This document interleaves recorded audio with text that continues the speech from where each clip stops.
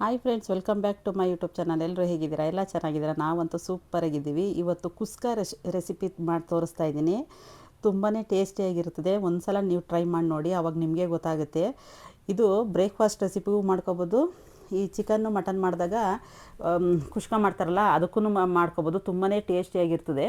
ನಾವು chicken mutton ತಿನ್ನೋದಿಲ್ಲ ಅಂದರೆ ನೀವು ಬ್ರೇಕ್ಫಾಸ್ಟ್ಗಾದರೂ ಟ್ರೈ ಮಾಡಿ ನೋಡಿ. ಎಷ್ಟು ತುಂಬಾ ಚೆನ್ನಾಗಿರ್ತದೆ. ಒಂದು ಸಲ ಟ್ರೈ ಮಾಡಿ ನೋಡಿ, ಯಾವ ಥರ ಬಂತು ಅಂತ ಕಮೆಂಟ್ ಬಾಕ್ಸಲ್ಲಿ ಕಮೆಂಟ್ ಮಾಡಿ ತಿಳಿಸಿ. ಅದಕ್ಕೆ ಏನೇನು ಬೇಕು ಅಂತ ನಾನು ತೋರಿಸ್ತೀನಿ ನೋಡಿ.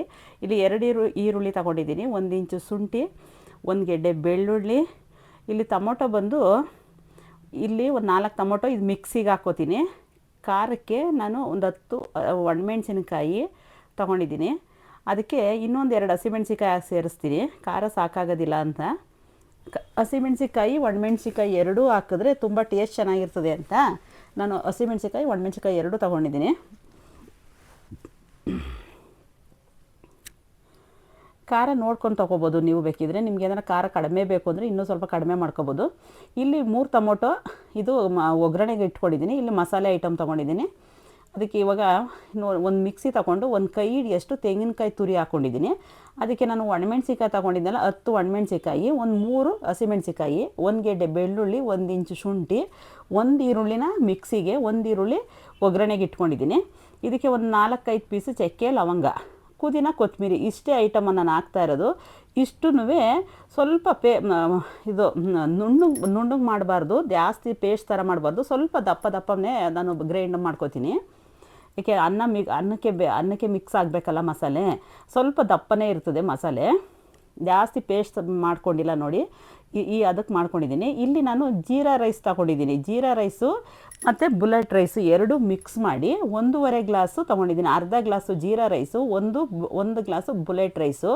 ನೋಡಿ, ಈ ಥರ ಚಿಕ್ಕದಾಗಿರಬೇಕು, ಸಣ್ಣ ಅಕ್ಕಿ ಆಗಿರಬೇಕು. ಆವಾಗಲೇ ನಮಗೆ ಏನೇ ಪಲಾವ್ ಆಗಲಿ, ಕುಷ್ಕ ಆಗಲಿ, ಬಿರಿಯಾನಿ ಆಗಲಿ, ಏನೇ ಮಾಡಿದ್ರೂ ನಮಗೆ ಟೇಸ್ಟ್ ಬರೋದು ಅಕ್ಕಿಯಿಂದನೇ. ದಪ್ಪ ಅಕ್ಕಿ ತಗೊಬಿಟ್ರೆ ಅಷ್ಟು ರುಚಿ ಬರೋದಿಲ್ಲ. ನೋಡಿರಿ, ಈ ಥರ ಚೆನ್ನಾಗಿರೋ ಅಕ್ಕಿ ತೊಗೊಂಡ್ರೇ ನಮಗೆ ಪಲಾವ್ ಆಗಲಿ, ಯಾವುದೇ ಐಟಮು ಬ್ರೇಕ್ಫಾಸ್ಟ್ ರೆಸಿಪಿಗೆ ಮಾಡಿದ್ರೂ ಚೆನ್ನಾಗೇ ಟೇಸ್ಟ್ ಬರೋದು. ಇಲ್ಲಿ ನಾನು ಒಂದೂವರೆ ಗ್ಲಾಸ್ ಅಕ್ಕಿ ತೊಗೊಂಡಿದ್ದೀನಲ್ಲ, ಅದನ್ನ 3-4 ಸಲ ತೊಳೆದು ನೆನೆಸಿಟ್ಟಿದ್ದೀನಿ. ಒಂದು ಪಾತ್ರೆ ಇಟ್ಟಿದ್ದೀನಿ. ಒಂದು ಪಾತ್ರೆಗೆ ಒಂದು 4 ಸ್ಪೂನಷ್ಟು ಎಣ್ಣೆ, ಒಂದು 3 ಸ್ಪೂನಷ್ಟು ತುಪ್ಪ ಸೇರಿಸ್ತಾ ಇದ್ದೀನಿ. ಇದಕ್ಕೆ ಬಿರಿಯಾನಿ ಮಸಾಲೆ ಸೇರಿಸ್ತಾ ಇದ್ದೀನಿ ನೋಡಿ. ಇವಾಗ ಜಾಸ್ತಿ ಬಿರಿಯಾನಿ ಮಸಾಲೆ ಸೇರಿಸ್ಬೇಡಿ, ಬರೀ ಮಸಾಲೆ ವಾಸನೆ ಬಂದ್ಬಿಡ್ತದೆ. ಈಗ 1 ಈರುಳ್ಳಿ ತೊಗೊಂಡಿದ್ದೆನಲ್ಲ, ಒಂದು ಮಿಕ್ಸಿಗೆ ಹಾಕ್ಕೊಂಡಿದ್ದೆ. 1 ಈರುಳ್ಳಿ ಬಂದ್ಬಿಟ್ಟು ಉದ್ದ ಕಟ್ ಮಾಡಿ ಎಣ್ಣೆಲಿ ಚೆನ್ನಾಗಿ ಫ್ರೈ ಮಾಡ್ಕೊಂಡಿದ್ದೀನಿ. ನೋಡಿ, ಸ್ವಲ್ಪ ಕಲರ್ ಚೇಂಜ್ ಆಗಬೇಕಷ್ಟೇ. ನೋಡಿ, ಅಷ್ಟು ಕಲರ್ ಚೇಂಜ್ ಆದರೆ ಈಗ 3 ಟೊಮೊಟೊ ತೊಗೊಂಡಿದ್ದೆನಲ್ಲ ಸಪ್ರೇಟಾಗಿ, ಅದನ್ನು ಸೇರಿಸಿದ್ದೀನಿ.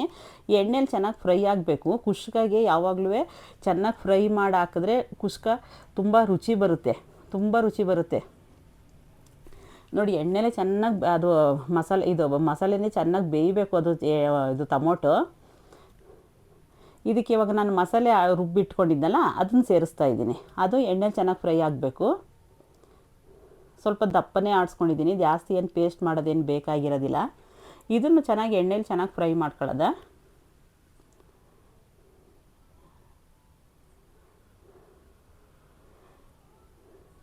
ಈ ಥರ ನಾವು ಯಾವುದೇ ಮಸಾಲೆ ಹಾಕಿದ್ರು, ಮಟನ್ ಸಾರಾಗಲಿ, ಚಿಕನ್ ಆಗಲಿ, ಯಾವುದೇದಕ್ಕೆ ಹಾಕಿದ್ರು ಎಣ್ಣೆ ಚೆನ್ನಾಗಿ ಮಸಾಲೆ ಫ್ರೈ ಆಗಬೇಕು. ಆವಾಗ ನಮಗೆ ಹಸಿ ವಾಸನೆ ಬರೋದಿಲ್ಲ. ನೋಡಿ, ಇವಾಗ ನಾನು ಇಲ್ಲಿ ಟೊಮೊಟೊ ತೊಗೊಂಡಿದ್ದೆ, 4 ಟೊಮೊಟೊ. ಅದನ್ನು ನಾನು ಗ್ರೈಂಡ್ ಮಾಡ್ಕೋತೀನಿ. ಇದು ಫಾರಮ್ ಟೊಮೊಟೊ ಸ್ವಲ್ಪ ಕಾಯಿಯಾಗಿತ್ತು, ಅದಕ್ಕೆ ನಾನು ಅದನ್ನ ಮಿಕ್ಸಿಗೆ ಹಾಕಿದ್ದೀನಿ. ಹಣ್ಣಾಗಿರೋವ ಕಟ್ ಮಾಡಿ ಇದು ಫ್ರೈ ಮಾಡಿದ್ದೀನಿ. ನೋಡಿ, ಅದನ್ನು ಪೇಸ್ಟ್ ಮಾಡ್ಕೊಂಡಿದ್ದೀನಿ. ಇವಾಗ ಆ ಪೇಸ್ಟ್ನು ಸೇರಿಸ್ತೀನಿ, ಟೊಮೊಟೊ ಪೇಸ್ಟ್ನೂ. ಅದು ಸ್ವಲ್ಪ ಹಸಿ ವಾಸನೆ ಹೋಗಬೇಕು ಟೊಮೊಟೊ, ಇಲ್ಲಾಂದರೆ ಹಸಿ ವಾಸನೆ ಅದು ಬರುತ್ತೆ ಅದು ಟೊಮೊಟೊದು. ಅದಕ್ಕೆ ಅದನ್ನು ಎಣ್ಣೆಗೆ ಹಾಕಿ ಚೆನ್ನಾಗಿ ಫ್ರೈ ಆಗಬೇಕು. ನೋಡಿ, ಈ ಥರ ಚೆನ್ನಾಗಿ ಫ್ರೈ ಆಗಬೇಕು ಎಣ್ಣೆಲಿ ಮಸಾಲೆ, ಆವಾಗಲೇ ನಮಗೆ ರುಚಿ ಬರೋದು.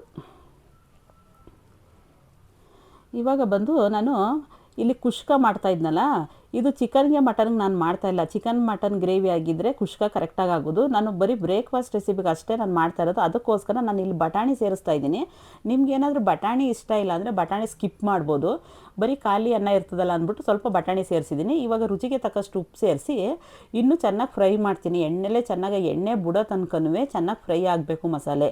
ಒಂದು ಮುಚ್ಚಳ ಮುಚ್ಚಿ ಒಂದು ಮೀಡಿಯಮ್ ಫ್ಲೇಮಲ್ಲಿ ಒಂದು 5 ನಿಮಿಷ ಇಡ್ತೀನಿ ನೋಡಿ. ಮಸಾಲೆ ಎಣ್ಣೆ ಮೇಲೆ ಬರೋ ತನಕ ಈ ಥರ ಮಸಾಲೆ ಫ್ರೈ ಮಾಡ್ಕೋಬೇಕು, ಆವಾಗಲೇ ಟೇಸ್ಟ್ ಬರೋದು. ಇವಾಗ ನಾನು ಇಲ್ಲಿ ಅಕ್ಕಿ ತಗೊಂಡಿದ್ನಲ್ಲ, ಇದನ್ನು ಚೆನ್ನಾಗಿ ತೊಳೆದು ಇವಾಗ ನಾನು ಆ ಮಿಕ್ಸಿನ ಮಸಾಲೆ ಮಿಕ್ಸಿದ ಹಾಕಿದ್ನಲ್ಲ ಅದನ್ನು ತೊಳೆದ್ಬಿಟ್ಟು ಅದನ್ನು ನೀರು ಸೇರಿಸ್ತಾ ಇದ್ದೀನಿ. ಅದು ವೇಸ್ಟ್ ಮಾಡೋದು ಬೇಡ. ಇವಾಗ ನಾನು 1.5 ಗ್ಲಾಸ್ ಅಕ್ಕಿ ತಗೊಂಡಿದ್ನಲ್ಲ, ಅದಕ್ಕೆ 3 ಗ್ಲಾಸು ಇದು ಬೇಕು, ನೀರು ಬೇಕು. 3 ಗ್ಲಾಸ್ ನೀರು ಸೇರಿಸ್ತಾ ಇಲ್ಲ ನಾನು. ಇದರಲ್ಲಿ ನಾನು 2.5 ಹಾಕ್ತಾಯಿದ್ದೀನಿ ನೀರನ್ನು. ಯಾಕೆ ಅಂದರೆ ಮಸಾಲೆ ಇವಾಗ ಬೇಯ್ತಾ ಇದ್ದಲ್ಲ ಮಸಾಲೆ, ಅದರಲ್ಲೂ ನೀರಿರುತ್ತೆ. ಅಕ್ಕಿ ಅರ್ಧ ಗಂಟೆ ಮುಂಚಿತ ನೆನೆಸಿದ್ದೀವಲ್ಲ, ಅದು ಅಕ್ಕಿ ನೆಂದಿರ್ತದೆ. ಅದಕ್ಕೆ ಅರ್ಧ ಗ್ಲಾಸ್ ಕಡಿಮೆ ಹಾಕ್ತಾಯಿದ್ದೀನಿ. ಅರ್ಧ ಗ್ಲಾಸ್ ನೀರು ಕಡಿಮೆ ಹಾಕಿ ಒಂದು ಸಲ ತಿರುಗಿಸ್ಬಿಟ್ಟು ಉಪ್ಪು ಖಾರ ಚೆಕ್ ಮಾಡ್ಕೋಬೇಕು. ಈ ಟೈಮಲ್ಲಿ ಉಪ್ಪು ಖಾರ ಕರೆಕ್ಟಾಗಿ ಚೆಕ್ ಮಾಡಿಕೊಂಡ್ರೆ ಮತ್ತೆ ಏನಾದ್ರು ಕಡಿಮೆ ಆಗಿದ್ದರೆ ನಾವು ಸೇರಿಸ್ಕೋಬೋದು. ಇವಾಗ ಮುಚ್ಚಳ ಮುಚ್ಚಿ ಒಂದು 5 ನಿಮಿಷ ಐ ಫ್ಲೇಮಲ್ಲಿ ಕುದಿಯೋಕೆ ಬಿಟ್ಟಿದ್ದೀನಿ. ಇವಾಗ ಅದಾಗ ಕುದಿಯೋಷ್ಟೊತ್ತಿಗೆ ಮೊಸರು ಬಜ್ಜಿ ರೆಡಿ ಮಾಡ್ಕೊಳ್ಳವ. ಮೊಸರು ಬಜ್ಜಿಗೆ ಒಂದೇ ಒಂದು ಈರುಳ್ಳಿ ಉದ್ದ ಕಟ್ ಮಾಡಿ ಸ್ವಲ್ಪ ಕೊತ್ತಂಬರಿ ಸೊಪ್ಪು ಸೇರಿಸಿದ್ದೀನಿ. ಇವ್ರು ಟೊಮೊಟೊ ಹಾಕ್ಸೋದಿಲ್ಲ, ನಮ್ಮ ಮನೇಲಾದ್ರೆ ಟೊಮೊಟೊ ಹಾಕ್ತೀವಿ. ಸೌತೆಕಾಯಿ ಇರಲಿಲ್ಲ, ಸೌತೆಕಾಯಿ ಇದ್ದಿದ್ರೆ ಸೌತೆಕಾಯಿ ಹಾಕ್ಬೋದಾಗಿತ್ತು. ಸ್ವಲ್ಪ ಮೊಸರು ಸೇರಿಸಿ ಮೊಸರು ಬಜ್ಜಿನೂ ರೆಡಿ ಆಯಿತು ಇದು. ಇವಾಗ ನಾವು ಅನ್ನ ಓಪನ್ ಮಾಡ್ತೀನಿ ನೋಡಿ. ಇವಾಗ ಅನ್ನ ಕುದೀತಾ ಐತೆ ನೋಡಿ. ಇಲ್ಲಿ ತನಕ ಒಂದು 5 ನಿಮಿಷ ಐ ಫ್ಲೇಮ್ ಮಾಡಿಬಿಟ್ಟು ಸ್ವಲ್ಪ ನೀರು ಕಡಿಮೆ ಆದ ತಕ್ಷಣ ಈ ಥರ ಒಂದು ಸಲ ತಿರುಗಿಸಿ ಇವಾಗ ಫುಲ್ ಸಿಮ್ ಮಾಡಬೇಕು ಅನ್ನನ ನೋಡಿ. ಇವಾಗ ಅದು ಅಕ್ಕಿ ನೋಡಿದ್ರೆ ಇದು ನೀರು ಸಾಕಾಗೋದಿಲ್ವೇನೋ ಆ ಥರ ಕಾಣಿಸುತ್ತೆ ನೋಡಿ.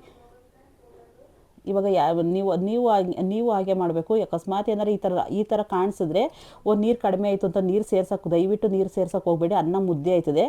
ನೀರು ಯಾವಾಗ ಅನ್ನದ ಅಳತೆ ಕರೆಕ್ಟಾಗಿ ಅಕ್ಕಿ ಅಳತೆಗೆ ಬಂತು ಆವಾಗ ಇನ್ನೊಂದು ಸ್ಟವಲ್ಲಿ, ಚಿಕ್ಕ ಸ್ಟವಲ್ಲಿ ಒಂದು ಹಳೇದು ಯಾವ್ದಾರ ಒಂದು ತವ ಇದ್ದರೆ ಈ ಥರ ತವ ಮೇಲೆ ಅನ್ನ ಇಡ್ರಿ. ಕರೆಕ್ಟಾಗಿ ನಿಮಗೆ ದಮ್ ಕಟ್ಬಿಟ್ರೆ ಕರೆಕ್ಟಾಗಿ ಬರುತ್ತೆ ನೋಡಿ. ಒಂದು ಸಲ ಈ ಥರ ತವ ಬಿಸಿ ಆಗಲಿ ಅಂದ್ಬಿಟ್ಟು 5 ನಿಮಿಷ ಐ ಫ್ಲೇಮ್ ಇಡಬೇಕು. ತವ ಬಿಸಿ ಆಗಬೇಕು. 5 ನಿಮಿಷ ತವ ಬಿಸಿ ಆದ ತಕ್ಷಣ ಮತ್ತೆ ಸಿಮ್ಮಲ್ಲಿ 10 ನಿಮಿಷ ಒಂದು ಬಟ್ಟೆನ ಈ ಥರ ಹಾಕ್ಬಿಟ್ಟು ದಮ್ ಕಟ್ಬಿಟ್ಟು ಮೇಲ್ಗಡೆ ಏನಾರು ಒಂದು ಬಾರದ್ದು ಏನಾರು ಇಟ್ಟರೆ ಆವಾಗ ಅನ್ನ ಪರ್ಫೆಕ್ಟಾಗಿ ಆಗುತ್ತೆ. ಉದುರಿಯಾಗೆ ತುಂಬಾ ಚೆನ್ನಾಗಾಗುತ್ತೆ. ಈ ಥರ ಯಾವ್ದಾರು ಒಂದು ಮಂದದ ಬಟ್ಟೆ ಗಾಳಿ ಹೋಗ್ಬಾರ್ದು ಅಷ್ಟೇ. ಆವಾಗ ನೀರು ಕಡಿಮೆ ಆಗೋದ್ರೆ ಅನ್ನ ಸರಿಯಾಗಿ ಬರೋದಿಲ್ಲ. ಅದಕ್ಕೆ ಸ್ವಲ್ಪ ಟೈಟಾಗೆ ಈ ಥರ ಒಂದು ಬಟ್ಟೆ ಹಾಕ್ಬಿಟ್ಟು ಒಂದು ಪ್ಲೇಟ್ ಮುಚ್ಚಿ ಅದಕ್ಕೆ ಒಂದು ಬಾರದ್ದು ಏನಾರು ಇಟ್ಬಿಟ್ರೆ, ಇವಾಗ ನಾನು 5 ನಿಮಿಷ ಐ ಫ್ಲೇಮ್ ಇಟ್ಟಿದ್ನ 5 ನಿಮಿಷ ಇವಾಗ ಫುಲ್ಲು ಸಿಮ್ಮಲ್ಲಿ ಇಡ್ತೀನಿ ನೋಡಿ. ಇವಾಗ 10 ನಿಮಿಷ ಇಲ್ಲ ಒಂದು 10-12 ನಿಮಿಷ ಸಿಮ್ಮಲ್ಲಿ ಇಟ್ಬಿಟ್ರೆ ಕರೆಕ್ಟಾಗಿ ಆಗಿರುತ್ತೆ ನೋಡಿ. 12 ನಿಮಿಷ ಆಯಿತು. ನಾನು ಓಪನ್ ಮಾಡಿ ತೋರಿಸ್ತಾ ಇದ್ದೀನಿ ನೋಡಿ. ಅನ್ನ ಎಷ್ಟು ಚೆನ್ನಾಗಿ ಬೆಂದಿದೆ ನೋಡಿ. ಒಂದು ಮುಳ್ಳಕ್ಕಿನೂ ಆಗಿಲ್ಲ, ಇಲ್ಲ ಅನ್ನ ಫುಲ್ಲು ಬೆಂದೋಗಿಲ್ಲ, ಕರೆಕ್ಟಾಗಿ ಆಗಿದೆ ನೋಡಿ. ಇವಾಗ ತೋರಿಸ್ತೀನಿ ನೋಡಿ ಈ ಥರ ಬಂದಿದೆ. ಅದಕ್ಕೆ ನಾವು ಯಾವಾಗಲೂ ಅಕ್ಕಿ ಯಾವಾಗ ನೆನೆಸ್ತೀವಿ ಅರ್ಧ ಗ್ಲಾಸ್ ನೀರು ಕಡಿಮೆ ಮಾಡ್ಕೋಬೇಕು. ಅರ್ಧ ಗ್ಲಾಸ್ ನೀರು ಕಡಿಮೆ ಮಾಡ್ಕೊಂಡ್ರೆ ಈ ಥರ ಬರುತ್ತೆ. ನಾವು 3 ಗ್ಲಾಸ್ ಅಕ್ಕಿ ಒಂದೂವರೆ ಅಕ್ಕಿ ತೊಗೊಂಡಿದ್ದೀವಲ್ಲ ಅಂತ 3 ಗ್ಲಾಸ್ ಕರೆಕ್ಟಾಗಿ 3 ಗ್ಲಾಸ್ ನೀರು ಹಾಕ್ಬಿಡ್ತು ಅಂದರೆ ಆವಾಗ ನಮಗೆ ಅನ್ನ ಮುದ್ದೆ ಆಯ್ತದೆ. ಏಕೆಂದರೆ ಅಕ್ಕಿ ನೆಂದಿರ್ತದಲ್ಲ ಅದಕ್ಕೋಸ್ಕರ ಅರ್ಧ ಗ್ಲಾಸ್ ಕಡಿಮೆ ಹಾಕಬೇಕು ಯಾವತ್ತೂ. ನೋಡಿ ರೆಡಿ ಆಯಿತು. ಎಷ್ಟು ಚೆನ್ನಾಗಿತ್ತು ಅಂದರೆ ತುಂಬಾ ಚೆನ್ನಾಗಿತ್ತು. ಬ್ರೇಕ್ಫಾಸ್ಟ್ಗಂತೂ ತುಂಬಾ ಚೆನ್ನಾಗಿರ್ತದೆ. ನೀವು ಒಂದು ಸಲ ಟ್ರೈ ಮಾಡಿ ನೋಡಿ. ಹೊಸಬ್ರು ಯಾರಾದರೂ ನಮ್ಮ ಚಾನಲ್ ನೋಡ್ತಾಯಿದ್ರೆ ದಯವಿಟ್ಟು ಸಬ್ಸ್ಕ್ರೈಬ್ ಮಾಡಿಕೊಂಡು ಬೆಲ್ಲೈಕನ್ ಪ್ರೆಸ್ ಮಾಡಿ. ದಯವಿಟ್ಟು ಪೂರ್ತಿಯಾಗಿ ವಿಡಿಯೋ ನೋಡಿ. ಮುಂದಿನ ವೀಡಿಯೋದಲ್ಲಿ ನಾನು ಸಿಗ್ತೀನಿ. ನಮ್ಮದು ಇನ್ನೂ ಒಂದು ಚಾನಲ್ ಇದೆ, ನಮ್ಮನ ಕುಕ್ಕಿಂಗ್ ಯೂಟ್ಯೂಬ್ ಚಾನಲ್ ಅಂತ. ದಯವಿಟ್ಟು ಅದಕ್ಕೂ ಸಪೋರ್ಟ್ ಮಾಡಿ. ನೋಡಿ ರೆಡಿ ಆಯಿತು. ಇಲ್ಲಿ ತನಕ ನನ್ನ ವಿಡಿಯೋ ನೋಡೋದಕ್ಕಾಗಿ ಧನ್ಯವಾದಗಳು. ಮುಂದಿನ ವೀಡಿಯೋದಲ್ಲಿ ಸಿಗ್ತೀನಿ. Thank you so much. ಎಲ್ಲರಿಗೂ ಧನ್ಯವಾದಗಳು.